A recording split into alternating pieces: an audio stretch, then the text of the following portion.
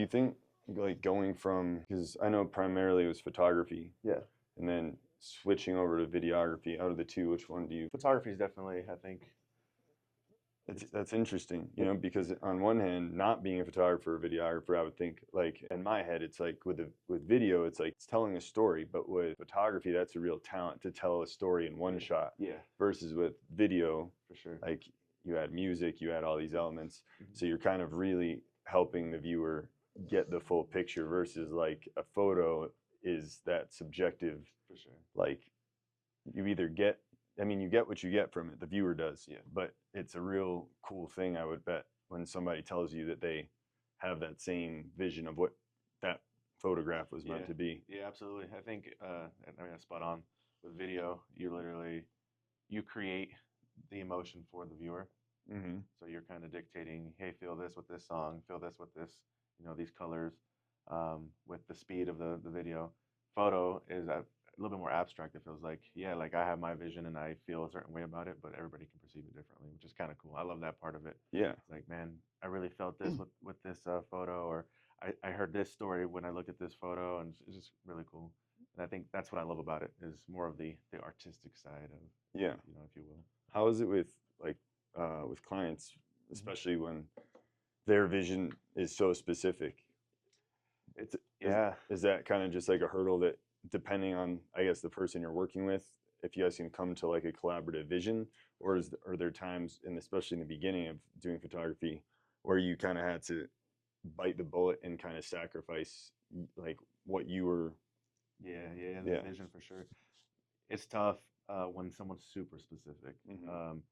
and that's unfortunately that's how it is. I think when you're first starting, is Mm-hmm. you got to take every job possible, and whether that's shooting for an office, like a business office, and they're gonna use their stuff for websites, so you can't really get too creative. Um, so yeah, when they're super specific like that, like yeah, you just kind of go down their path. I think as you grow, the right clients find you because Mm-hmm. they see your style, Yes, and that's kind of where it starts to mesh. for And sure. I think, yeah, that's the beauty of it. Where I'm at right now is like most people that I'm working with is like, hey, we trust your vision, what you're Mm-hmm. doing.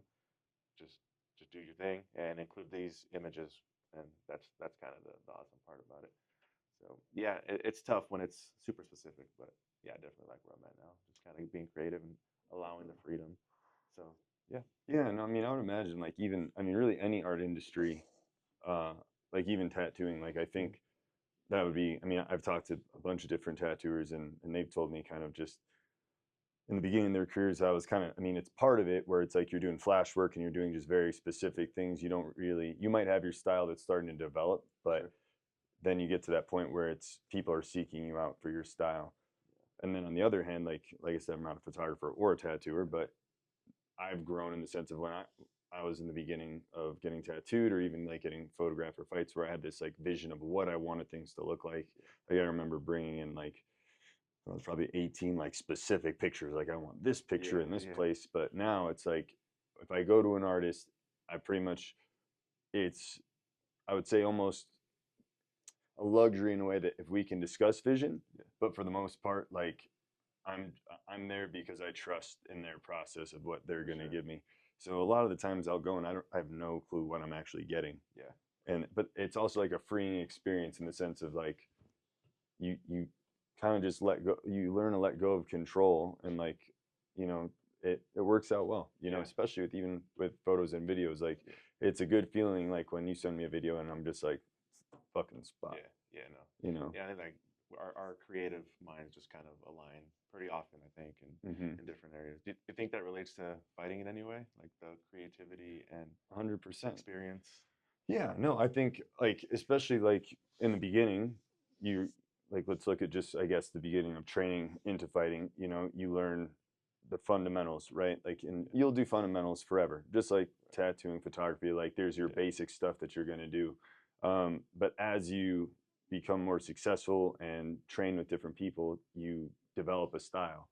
Now, I think the tricky part with fighting is that when people try and develop the style before they have the fundamentals, because you'll have those one in five, 10 guys or whatever that are just have that natural ability to pull crazy things off, and they have, like the balls to go for it. And like, but for every one I guess, cool spinning back fists that you see, there's probably 50 of them that that have gone terribly wrong. Somebody's gotten taken down and just smoked for giving it a shot. I mean, so I think that there is definitely a parallel in the sense of developing style over time. And I guess in terms of the relationship aspect, like with coaching, like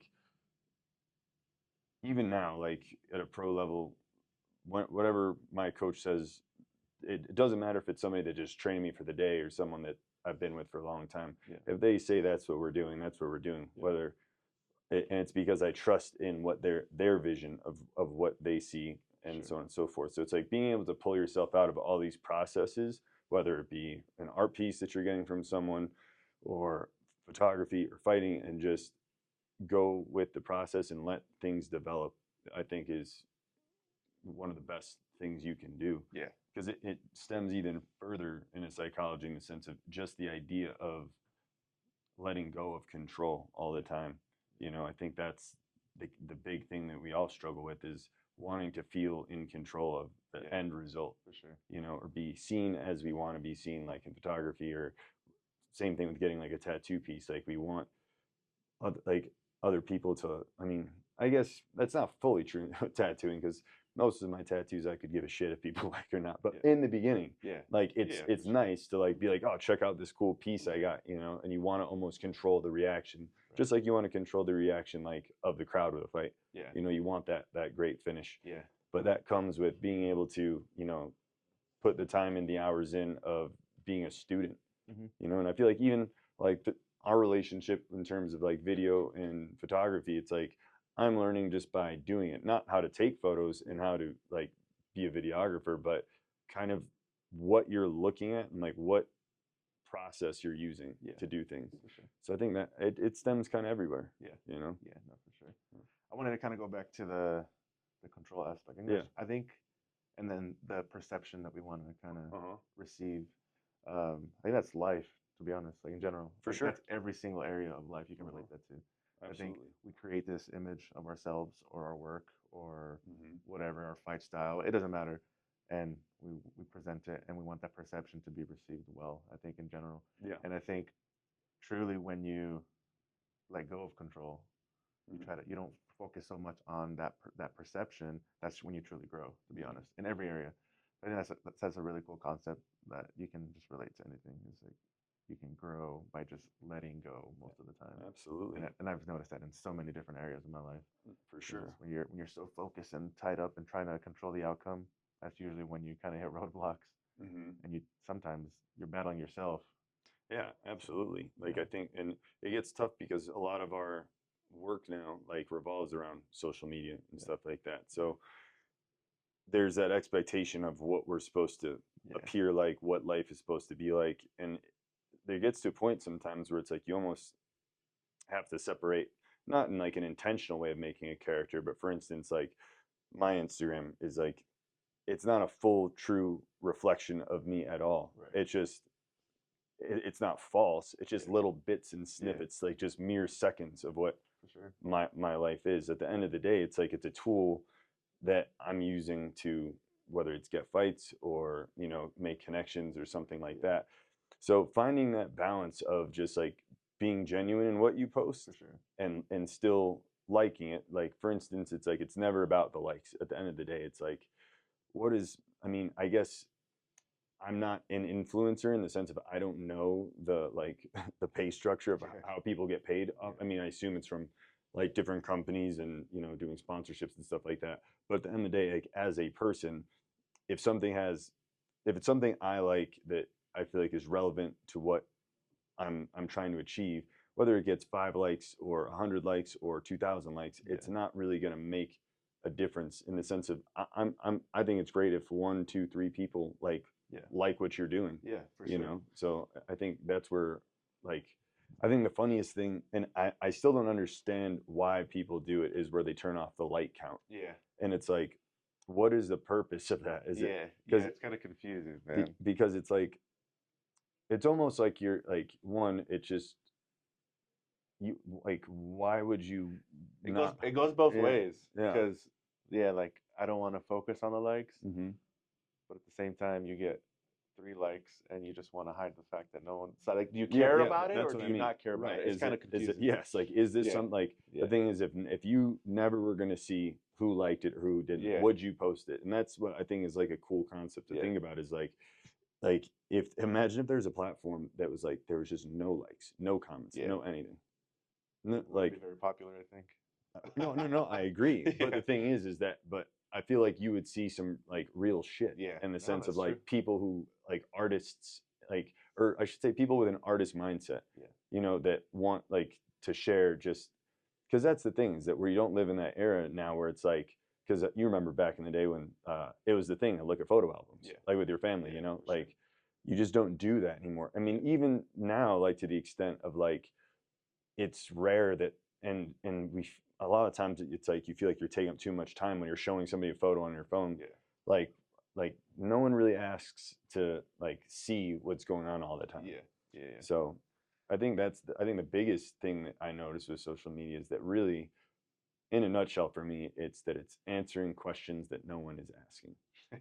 You know what I For mean? sure. And it For sure. and it kind of, I don't want to say you're never forced to do it, but at the same time, it's like you have to be like mindful of like, what are you choosing to give answers to? Yeah. Because I think that the key is that, like, with anything in life, whether it's photography, being a tattooer, stunts, like acting, fighting, whatever, and is that idea of being so good at what you do that people want to ask you the questions. They want to ask the story, like, and we kind of want to jump the gun now Mm-hmm. and be like, I'm going to give you the story before I've completed the task. Yeah. Yeah. And hope for the best with it, For sure.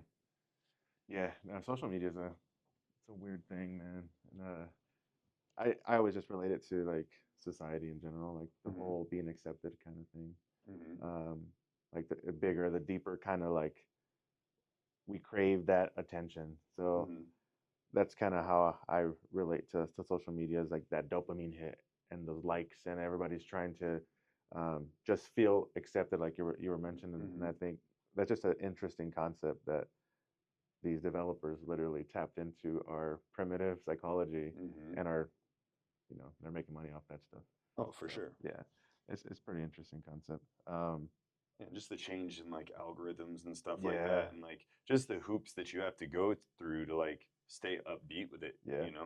Like it's a lot. I mean, I have no idea, but I mean, there was an algorithm that at one point that was like, oh, I think I get like the best times to post or stuff like that. Yeah. But now I just have no clue. Yeah. Yeah, it's so different.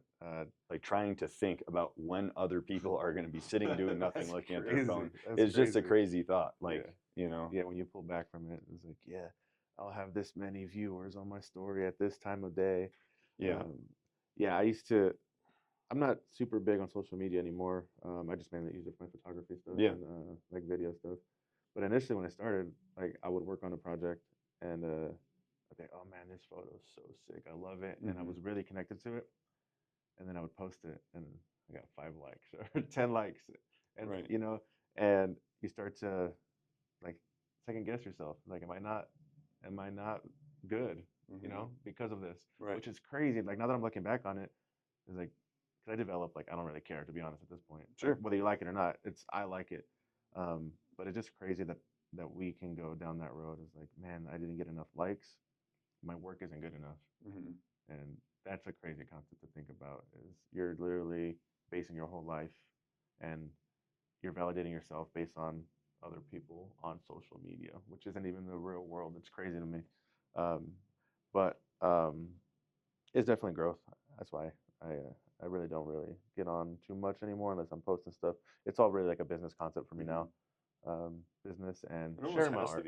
Like, no, I mean, I think like what you're about to say, sharing your art. I mean, I think that's the coolest thing, like, out there. Like most of the things and people I follow are just people who, I mean, are just showing their product of like what they like to do. I think that's the best way to go, personally. It's hard to get in that mindset of like skipping out of like, it doesn't matter what so and so thinks. And I think also like in transition that you're talking about, combining with other people to make a collaborative vision is what helps you grow. Yeah, you know, for and sure. finding those right people For in the sure. sense of like what the story they're trying to tell with the lens that you're putting out, Yeah. you know, Yeah. and are they going to have that trust and all that is a Yeah. tricky thing. Yeah. It's like being a ghostwriter, but with Yeah. No. images, you know Yeah. what I It mean? truly is. It truly is. Yeah. You're just kind of like you're guiding their vision in a way, Hmm. but sometimes it takes the pressure off.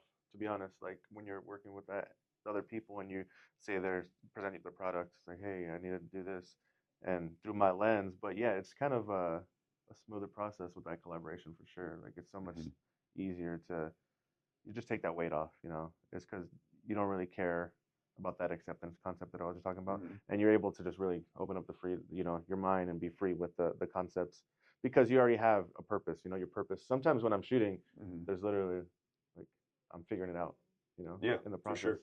And I think that's the amazing thing about it is like you're trying to find the angles. But yeah, if you're like it's a product or something or someone you're collaborating with somebody, it's easier to talk to someone out loud and come up with that, like the vision and stuff like that. It's a tricky task too, because especially if you get given something that is, I don't want to say bland, but if, for Mm, instance, I was like, all right, we're going to go do a photo shoot of running today. yeah, It's like diving deeper into it. yeah, Like, what are the people's mentalities in that? Like, yeah. what is everyone feeling during that run? Like, I know it's a silly like No, example, no, but at the same time, it's like, it, sure, you could just photograph people running, but yeah, the talent in my mind is being able to capture something more and deeper inside of that. yeah. You know. And I think that's why I love shooting fighting so much. Is Hmm. because I've been training for like 13 years now, maybe longer, about 13 years. So if I could choose anything to shoot, it's literally fighting. Fight training, whatever. Yeah. It could be running, like you said, running, or whatever the task. Um, but I relate to it. Sure. So when you can relate to someone, in their process, it's so much. It's just really fulfilling because I know what they're going through. Yeah. Like sometimes I'll Yes. be filming. Like we were doing some mitts the other day. In my mind, it's like, man, I've been in that position before. Like I know what's going through your mind. This pain here, you're feeling tired, and towards the end of the rounds, obviously. And for me, that's the emotion I want to capture. It's because I know what it feels like. I want to try to express that Right. emotion, and it's challenging. Like with running, I did that shoot Yeah. yesterday, Yeah. and they were running, and you try to make it look cool. Like how many pictures can you But you take? did. You know what I Yeah, mean? And that's the thing is because like you find a way to capture something more than just the subject. yeah, You know. yeah, And that I feel like is the talent. You know. And that's what I think in general art is so like amazing, like is the fact that it is subjective, you know, like for instance that painting in my house that yeah, Noah did, yeah, like I can look at that thing probably 20, 30 times, but when I asked him like how long did it take you to paint this thing, and he said a year. I haven't actually done it, but in my head I was like, I wonder what it would be like if I mean I don't know how many hours you spend a day, yeah, but it's like if I just stood in front of this for every day for a year, yeah, what things would I see? yeah, Because I mean, I yeah, look at it all the time and notice different things, different angles of things, like different techniques that he did, like yeah, just tiny little details, and that's that appreciation for it. And then there's some paintings that I have that there's this one I have. It's called when they come for the king, and Landon Vanana's cousin, did it, and it's a really cool painting, but it's definitely a different style in the sense of he does like a lot of really amazing pieces for like Joe Rogan and Jordan Peterson. Like you've probably seen him. I'll send you some of yeah, them, for sure. but this one is kind of different than the other style in the sense of it's got a lot of blank canvas to it. Mhm. But every time I looked at it for probably a solid year, I would just notice different things in different like parts of the story, Yeah, you know, and just I think a great example now that I think about it of letting vision go is there was one day that I had with one of my really close friends, Paul, where we went to this beach in Hawaii, mhm, and it was just one of the best days I've had in my life. You know, really connected with God that day, and just a day I would never forget. mhm, Right, so we both had a ton of pictures of that day. Paul's an oil painter, so he made a painting of that day, and then I wanted him to make me one as well, and but I wanted him to put in a burning pirate ship mhm. because I was like, I think that'll be cool, just like metaphorically Yeah, speaking, right? yeah, Just because of whatever reason. yeah, But I love the piece that he made me, but he also, as a gift, gave me the one that he made. Oh wow. And the one that he made is so much, I don't want to say better, but in the sense of like capturing that day, it's that one. Yeah, it was through his perspective. Right. Which is so cool. Yeah. So I mean, I'm super and don't get me wrong, I still have both of them Yeah. hanging, and I love the one with the pirate ship. However, in terms of what it represents, is much different in terms of capturing what that day was. Yeah. Because the one he did that's about this big captures it just so much better because it's not altered into like my perception of what I wanted it to look like. Yeah. And I don't think it's bad by any means to commission like art pieces or anything like that. Like I said, the piece to me is amazing. Like it's exactly what I wanted. Yeah. But it wasn't until I looked at the two together and thought about that Yeah. day that I'm like, wow, he Yeah. really like knocked it out of the park with just doing Yeah. it his way. Yeah, no, definitely different motivations to like each art piece, which is interesting. You know, it's gonna be, it's a different passion, right? Like if he's bringing it out of his mind, he's being a little bit more intricate. Maybe Sure. there's a little bit more like, oh no, I felt this here, so he's adding some stuff, which is cool. You know, and I think that's awesome to look at different art pieces in that way. In general, movies, photos, videos, because you're just looking through the lens of the creator, which is it's pretty cool. Yeah. You have to show me those paintings.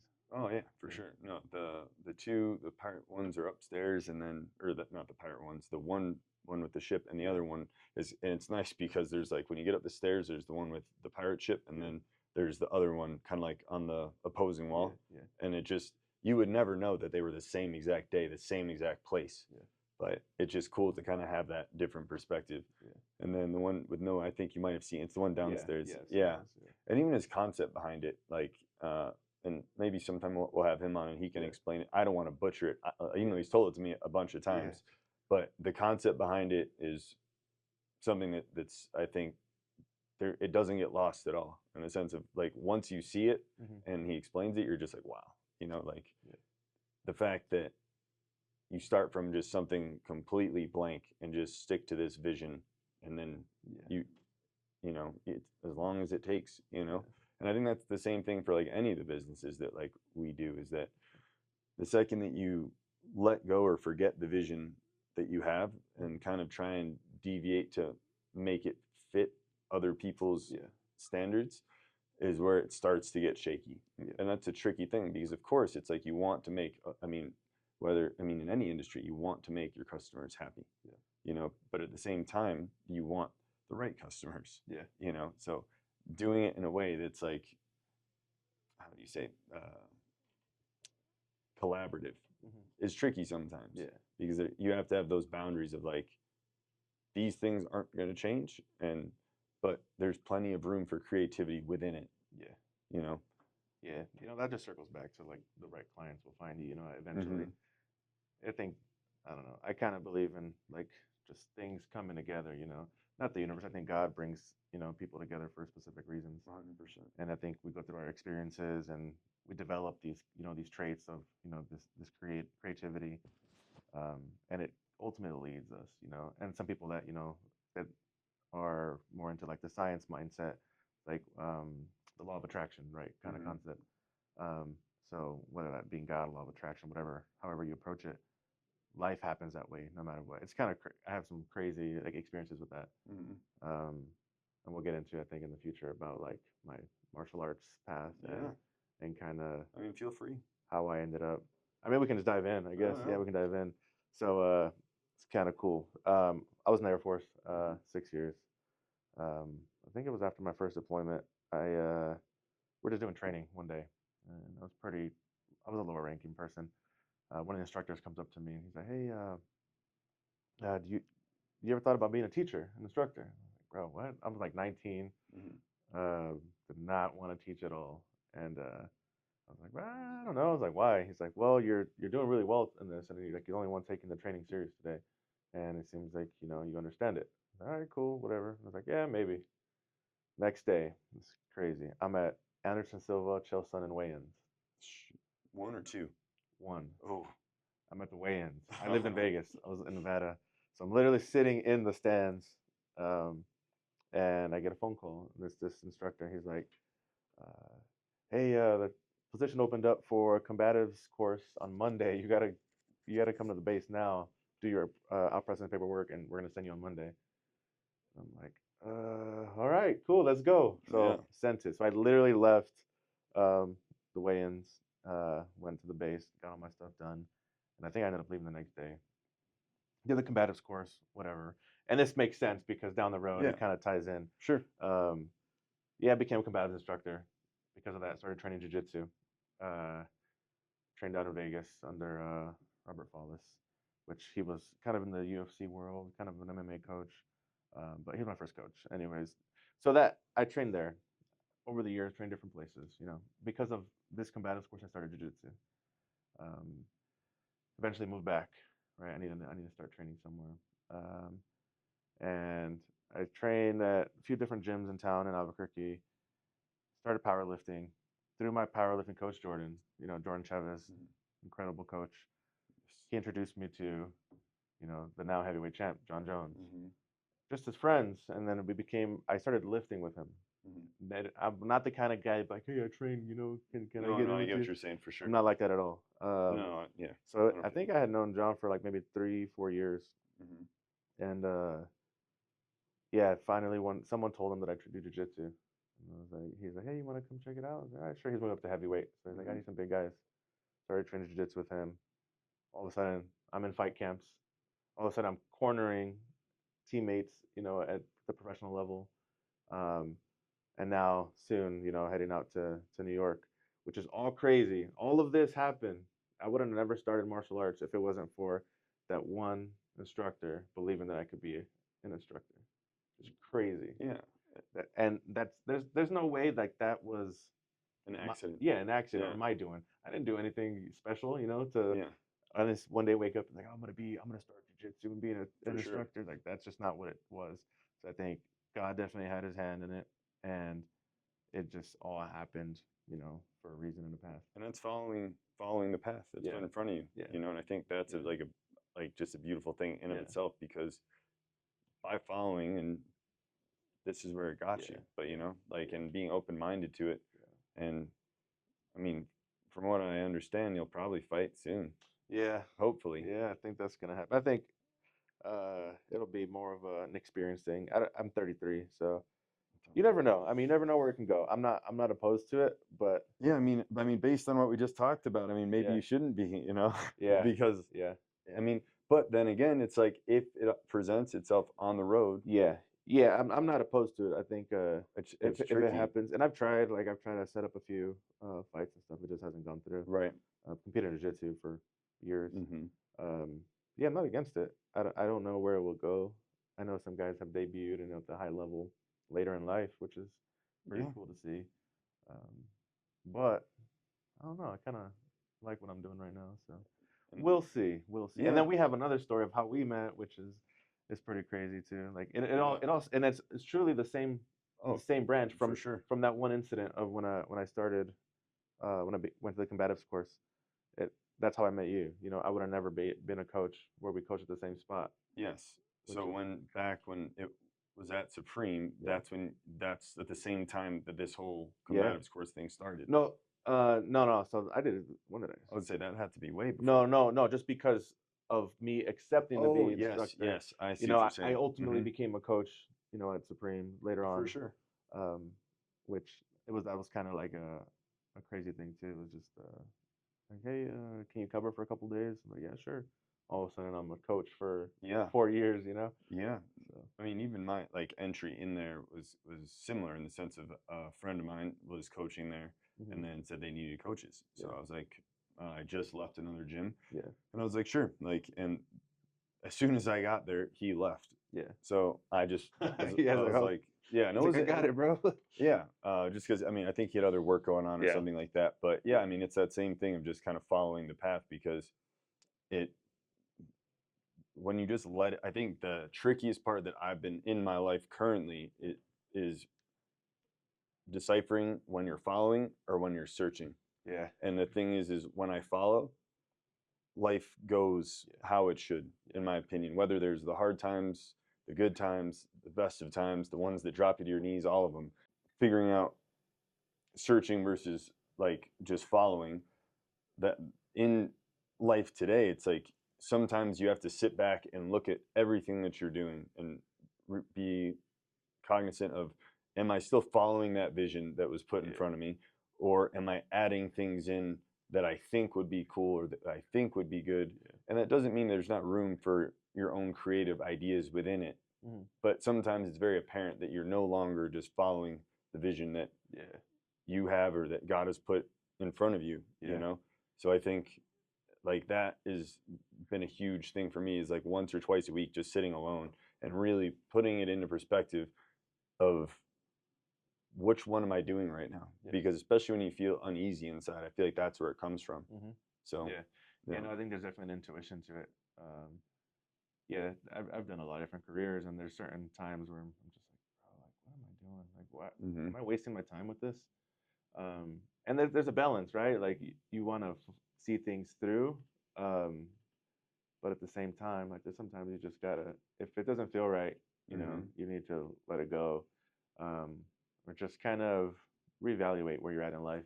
And I've been there plenty of times, so I get that. It's a constant refining process, you know, like, and even like just being able to be, I think, adaptable and being able to sit in chaos is a talent in of itself. And I think it's one of the best skills that you can have, and whether it's fighting life, anything, but just, I mean, the idea of just being in something that is so chaotic that most people wouldn't even want to be around it, you know, and just, but not letting it overwhelm you, just being like, okay, we're here now, and like, let's figure this out and make a game plan through it.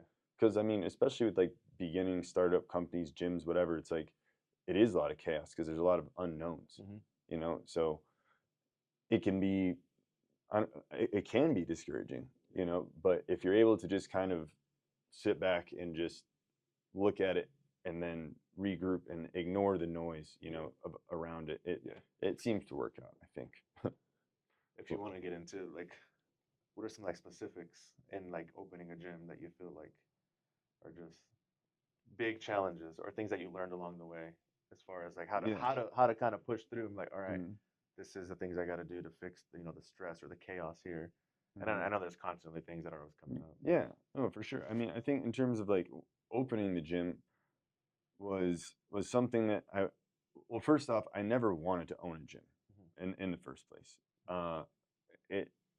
I think what I've noticed, so I mean, I've been to a lot of different gyms and kind of traveled a lot similar to you. And one thing that's kind of, how do I say, I guess made me reluctant was I've seen a lot of gyms where the head instructor, it's almost like that gym becomes an extension of their psyche, for better or for worse, in the sense of if that instructor's in a bad mood, the gym's in a bad mood. And I never wanted that, to be honest. And I never wanted to have the role of power, you know, because it's not that it's ever that simple, you know, because you're responsible for so many things, so many people. I mean, pretty much anything that happens under your roof, it doesn't matter who did it. It's on you.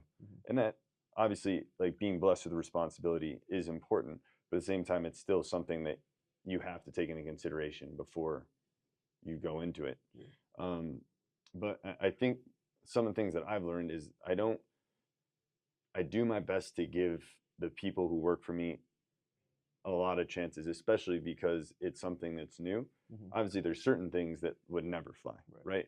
But in terms of, it's taken a while for us to understand the vision together, you know, because to be honest, like even the vision of how we're running it now, I like it. I mean, I love it, but it's not my original design. Like, this is something that has been put together from other gyms and people who have helped me build this idea and this concept. So I think not getting overly frustrated in the sense of if people don't see it yet, you know what I mean? It's like, imagine if you had a photo and we're trying to explain it 100 times to like your friends, your employees, and none of them see it, but you have to do it every day. But they'll say they see it, but then all of a sudden that you realize that they don't, and that's not their fault. It's easy to be like, oh, they're not getting it. It's very easy.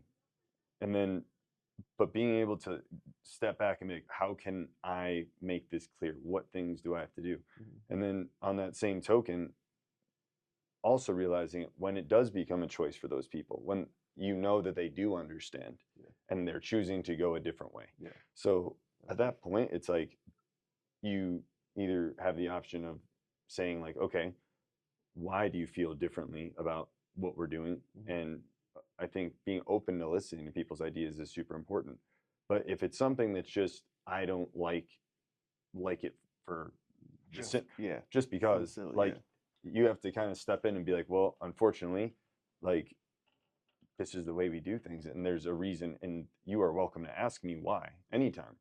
Because I mean, and being able to explain not just the vision, but where it comes from, why you have it, and the main goal. But being able to do that in a concise, clear way anytime. Yeah. And that's the trickiest thing. It's just, I mean, when it comes to any of the like companies you work with, whether it has to do with the clothing companies or anything, I like to ask people like, tell me your vision of what you in around 2 sentences, just clear. And like a lot of people struggle with that because they really, really want you to see more than you have to see. Yeah. You know, Yeah, like sure. sometimes it's as simple as like, I want to make a gym that helps people build confidence and learn discipline and martial arts. Like obviously that's just something that's simple. Yeah. But sometimes, I mean, simple solutions are good. You know, complicated problems require complicated solutions. Yeah. So there's nothing wrong with simplicity.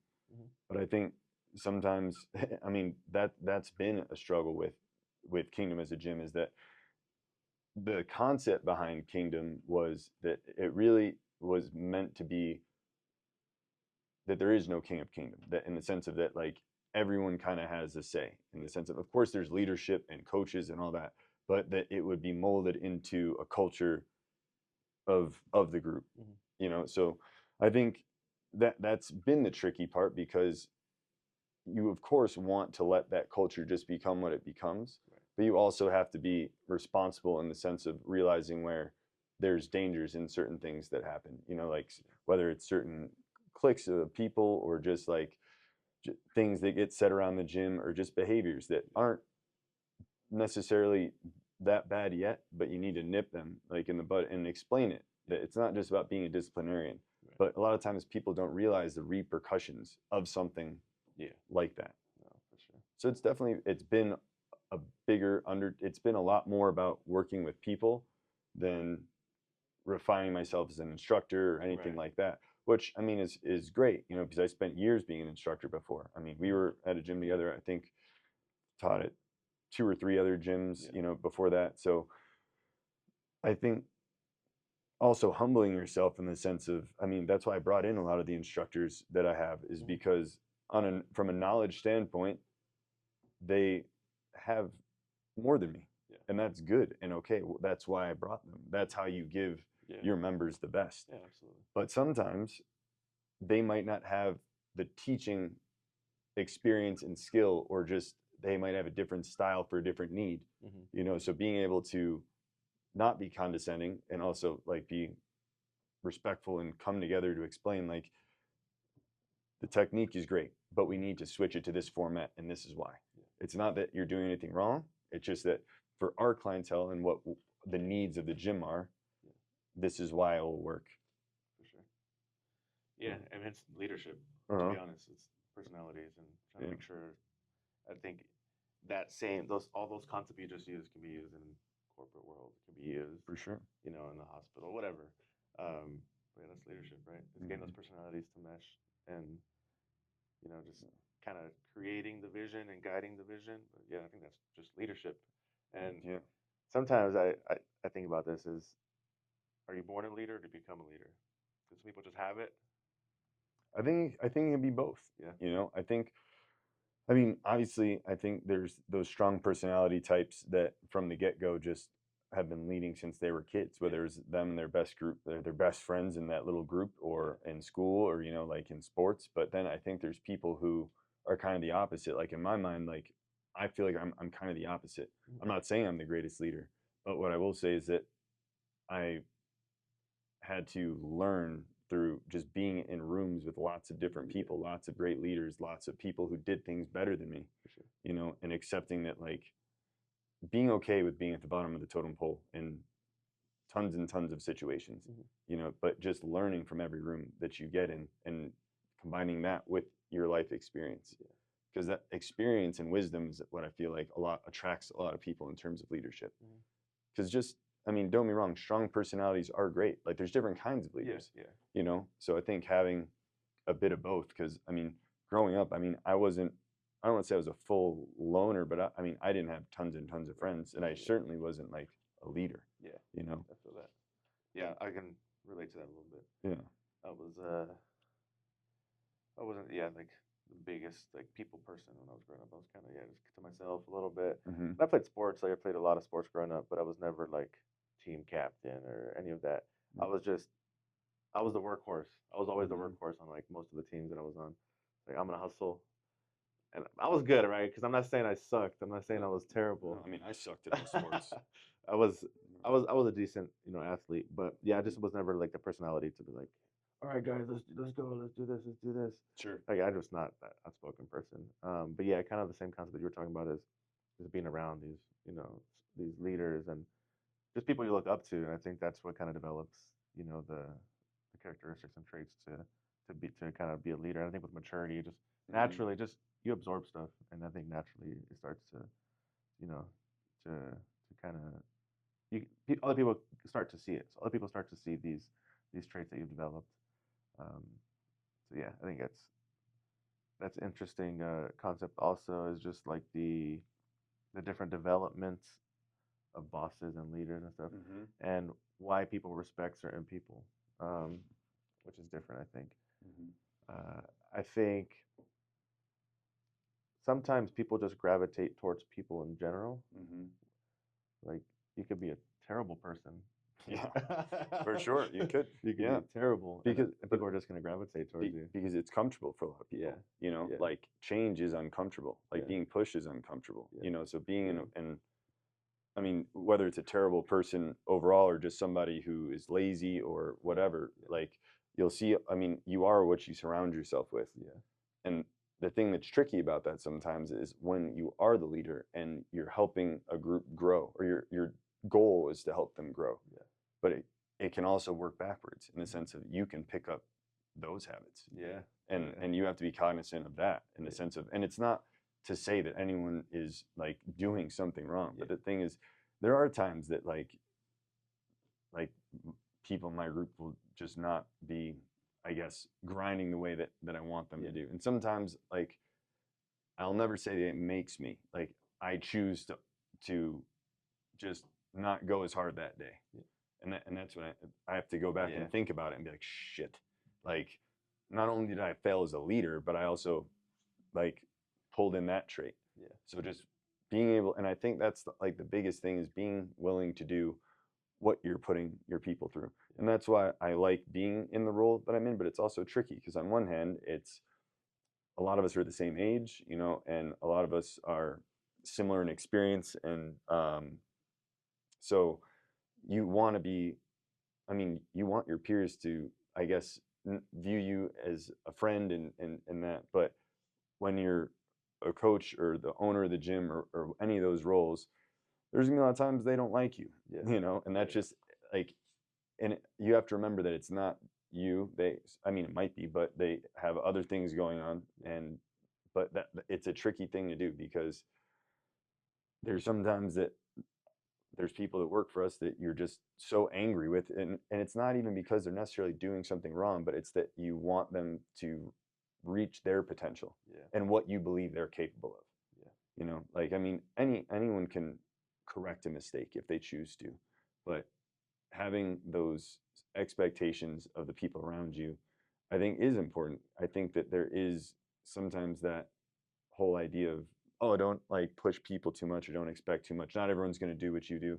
And I'm pretty against that in the sense of you should always put, if that's who you are and that's what you believe in, and especially if that is the message that you're preaching, you should be pushing that the whole way. That doesn't mean that you can't support people along the way and understand, like you said, like you being in fight camp and understanding just behind the lens, like what that person is going through. It's the same thing like with being a coach and at the gym, running the gym, is that I understand like having a fight with real life stuff going on and trying to work at the same time and doing all these things. So being able to like remember that you were in those shoes and still be there for that person and push them, and let go of the idea of that they might be very frustrated and annoyed that you're pushing them the way you are, but you're doing it because you give a shit. Yeah, yeah, that's love. Yeah. To be real, like you care about them enough to Yeah. invest that time and energy into pushing them to their full potential, but understanding. Yeah, I think that's just trying to be there for somebody, and I think in today's age, it gets confused. I think there's a difficulty with that interpretation. It's like, are you on my case all the time because you're a jerk? Then I think that's oftentimes what's Yeah. perceived nowadays. But I think it's just a different generation. Like I think when someone was on you that much and pushing you and wanting the best for you, that's caring. You know, it's they care about you, they love you. So I think it's hard today's age to really communicate that and do that without it being perceived as like, oh, you're a jerk. You hate me. You have to be okay. I mean, you have to be okay with like people like thinking you're a jerk. Yeah. I mean, the way I see it is that if like I think just jumping back a little bit, but like that was the hardest transition point, was seeing that like the relationships, because a lot of the people that I brought in were people who I trained for a long time, and that those relationships would change in the sense of like just how we view each other, like how our interactions are. But if I had stuck to the idea of making sure that like I was liked by everyone, the gym would fail. Yeah. Because it just that what is, just like we talked about, circling all the way back to Instagram, it's like, what are all those likes going to do for me? What is it going to build?